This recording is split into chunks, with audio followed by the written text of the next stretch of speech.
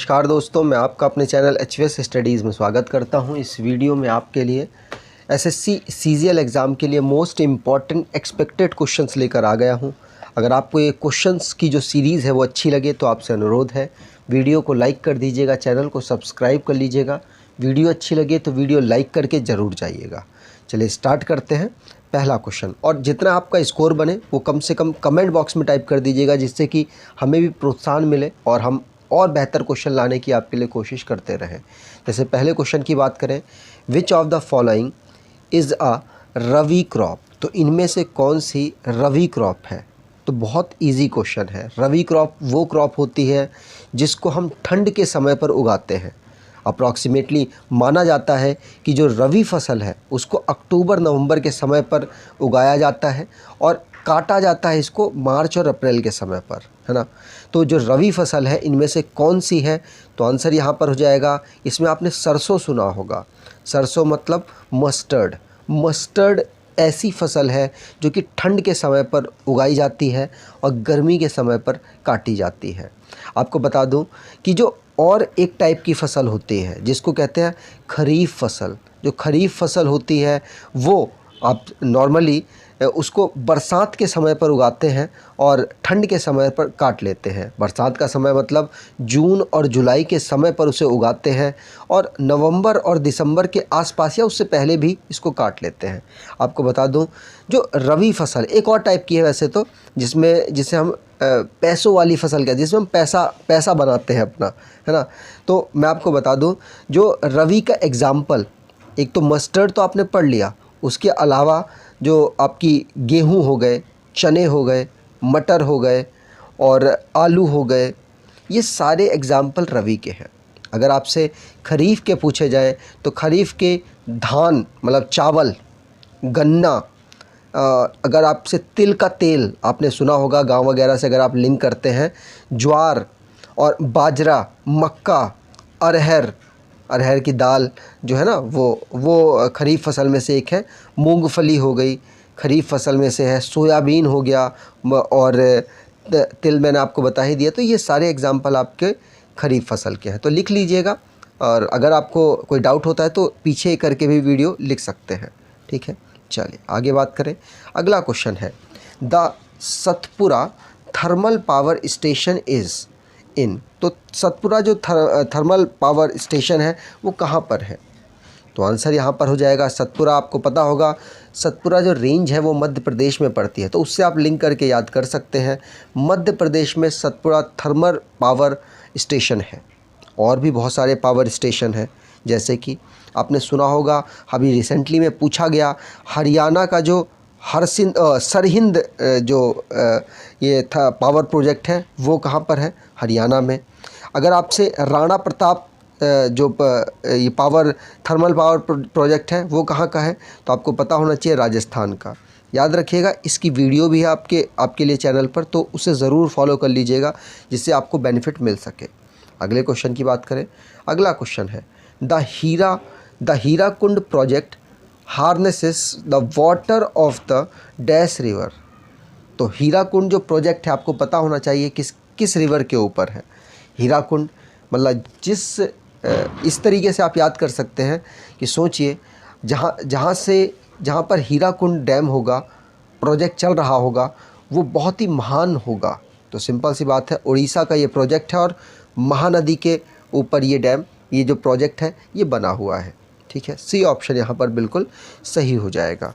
आगे बात करें, अगर आप एसएससी सीजीएल एग्ज़ाम की तैयारी कर रहे हैं, एक्सपेक्टेड क्वेश्चंस की सीरीज़ ढूंढ रहे हैं, तो 700 बेस्ट क्वेश्चन का कलेक्शन यहाँ पर आपको दे रखा है।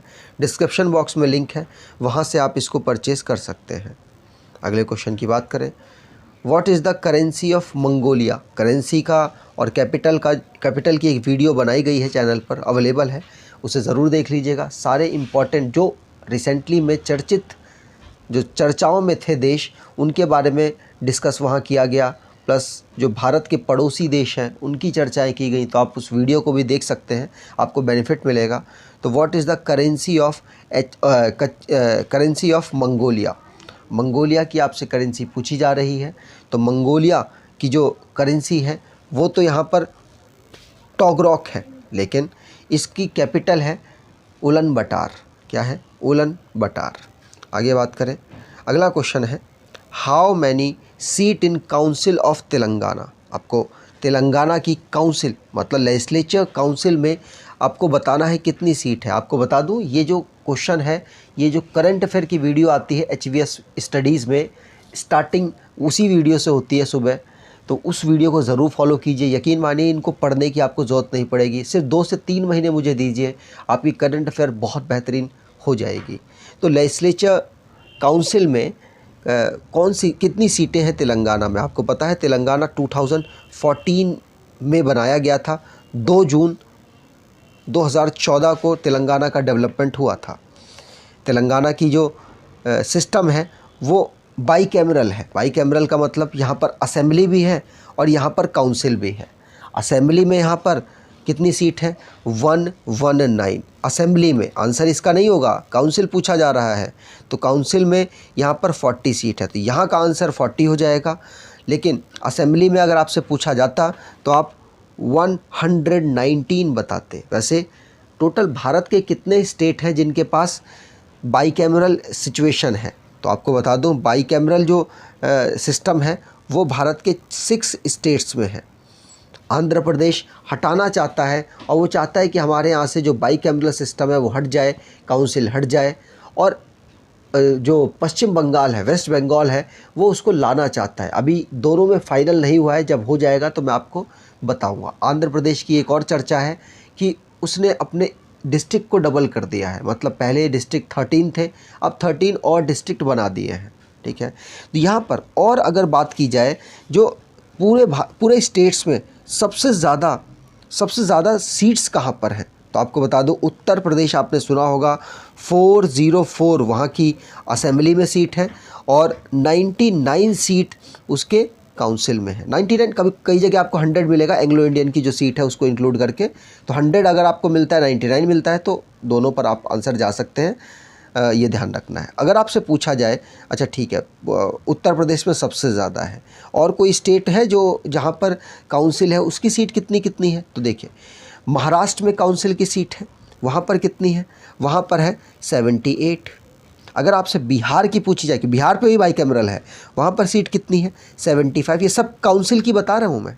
किसकी? काउंसिल की, लेजिस्लेचर काउंसिल की। बिहार की 75 हो गई। कर्नाटका में भी बाई कैमरल है, वहाँ पर भी सीट काउंसिल में 75 है।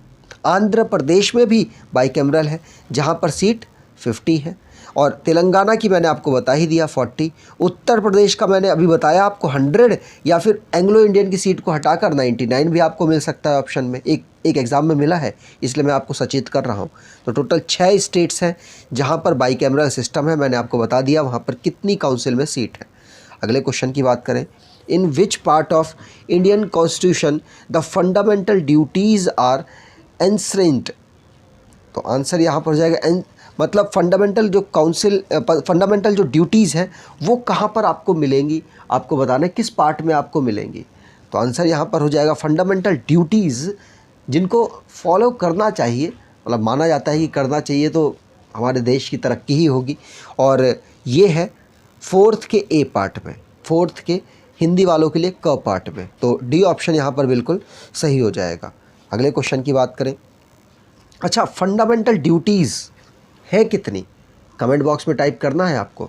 अगले क्वेश्चन की बात करें, pure water freezes at what temperature. आप कहोगे ज़ीरो आंसर हो गया। यस, नहीं, ज़ीरो देखो तो सही, यहाँ पे सब में फ़ारेनहाइट है। देखिए 0 डिग्री सेल्सियस होता तो बिल्कुल सही हो जाता, लेकिन यहाँ पे 0 फ़ारेनहाइट है, इसलिए गलत हो जाएगा। यहाँ पर 3 टेम्परेचर हमें बताए गए हैं, तीन जो इकाइयाँ हैं, 3 यूनिट्स हैं, उनके अकॉर्डिंग हम नापते हैं टेम्परेचर को। एक तो फ़ारेनहाइट है, एक केल्विन है और एक सेल्सियस है। फ़ारेनहाइट की बात करें तो उसमें फ्रीजिंग पॉइंट होता है 32, और अगर केल्विन में पूछा जाए तो उसमें फ्रीजिंग पॉइंट होता है 273.15। आपको आंसर NCERT में आप जब पढ़ेंगे तो 15 भी लिखा हुआ है। अगर सेल्सियस में पूछा जाए तो 0 डिग्री सेल्सियस है, लेकिन ये फ़ारेनहाइट में आंसर है, तो यहाँ पर बी ऑप्शन बिल्कुल सही हो जाएगा। इन तीनों में से जो ये 3 आपको मैंने बताई हैं, इन तीनों में से आपको बता दूं जो केल्विन है वो SI यूनिट है। आगे बात करते हैं। अगला क्वेश्चन है force of attraction between molecules of different substance is called. तो फोर्स ऑफ कौन सा फोर्स होता है मॉलिक्यूल्स के बीच में जिसकी वजह से वो आपस में एक दूसरे के साथ रहते हैं, एक दूसरे को अट्रैक्ट करते हैं। तो आंसर यहाँ पर हो जाएगा फोर्स होता है उनमें एडहेसिव फोर्स। कौन सा?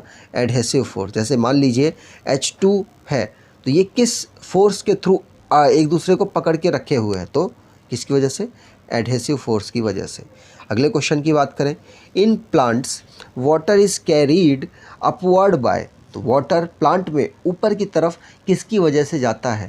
तो कौन सा अंग है, कौन सा पार्ट है प्लांट का?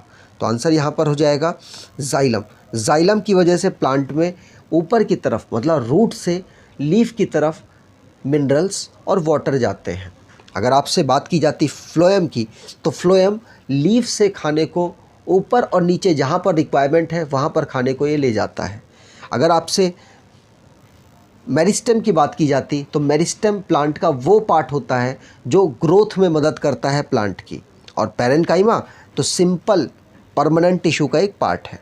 अगले क्वेश्चन की बात करें, the animal that excreted uric acid. Uric acid इनमें से कौन एक्सक्रीट करता है? तो आंसर यहाँ पर हो जाएगा यूरिक एसिड। आप ये तीनों को तो देख सकते हैं, तीनों तो हमारी ही कैटेगरी में आते हैं, तो तीनों तो नहीं होंगे, सिंपल सी बात है, लिजार्ड होगा। तो ये लिजार्ड जो है वो किसमें जो स्नेक वाली जो कैटेगरी है उसमें आता है, जिसको कहते हैं रेप्टाइल्स। याद रखना है, रेप्टाइल्स की कैटेगरी में आता है और रेप्टाइल्स यूरिक एसिड को एक्सक्रीट करते हैं मेनली। अगले क्वेश्चन की बात करें, what is the location of Chandragiri fort. तो चंद्रगिरी फोर्ट है वो कहाँ पर लोकेटेड है आपको बताना है। तो आंसर यहाँ पर हो जाएगा, बेस्ट आंसर यहाँ पर आंध्र प्रदेश। आंध्र प्रदेश में चंद्रगिरी फोर्ट है। तो आपको ये ध्यान रखने हैं, फोर्ट्स भी आपसे पूछे जाते हैं। एक क्वेश्चन है आपको बताना है, भारत में 2 रेड फोर्ट हैं। अभी रिसेंटली में मैं गया था इसलिए मैं आपसे पूछ रहा हूँ। रेड फोर्ट भारत में 2 हैं, एक है दिल्ली में और एक है आगरा में। दोनों को किसने डेवलप किया, मतलब दिल्ली वाले को किसने डेवलप किया और आगरा वाले को किसने डेवलप किया, आपको बताना है। चलिए आगे बात करते हैं। अगला क्वेश्चन है, which is the longest snake. इनमें से कौन लॉन्गेस्ट स्नेक है, बड़ा स्नेक है? तो आंसर यहाँ पर हो जाएगा, लॉन्गेस्ट स्नेक कहते हैं पाइथन को। पाइथन लॉन्गेस्ट है और कोबरा जहरीला है।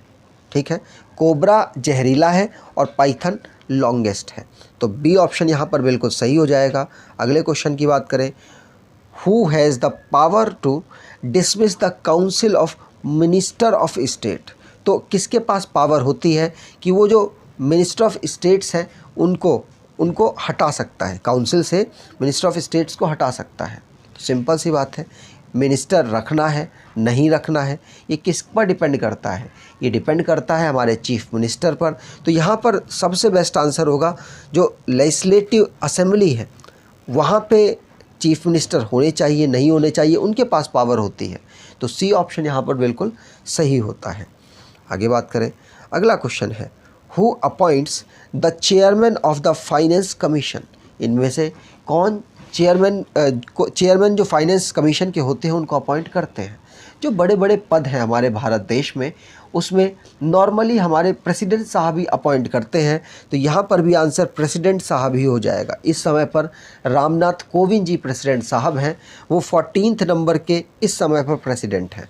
अगले क्वेश्चन की बात करें, when was the national development council setup. ये आंसर बहुत आसान होगा इसलिए आप पहचान पाएंगे, लेकिन आजकल पेपर में क्या हो रहा है, 9 अगस्त भी कई जगह आपको मिल रहा है कि 9 अगस्त 1952। तब आप लोग कंफ्यूज हो जाते हो क्योंकि आपको रटा नहीं होता है कि डेट क्या है, आप सिर्फ ईयर रट लेते हैं। इसीलिए आपको मैंने ये क्वेश्चन दिया है, 6 अगस्त 1952 को NDC का डेवलपमेंट हुआ, नेशनल डेवलपमेंट काउंसिल का डेवलपमेंट हुआ। आपको ध्यान रखना है। अगर आपको ये वीडियो इन्फॉर्मेटिव और अच्छी लगी है तो आपसे अनुरोध है वीडियो को लाइक कर दीजिएगा, चैनल को सब्सक्राइब कर लीजिएगा और एटलीस्ट अपने कुछ दोस्तों तक वीडियो को शेयर ज़रूर कीजिएगा। धन्यवाद।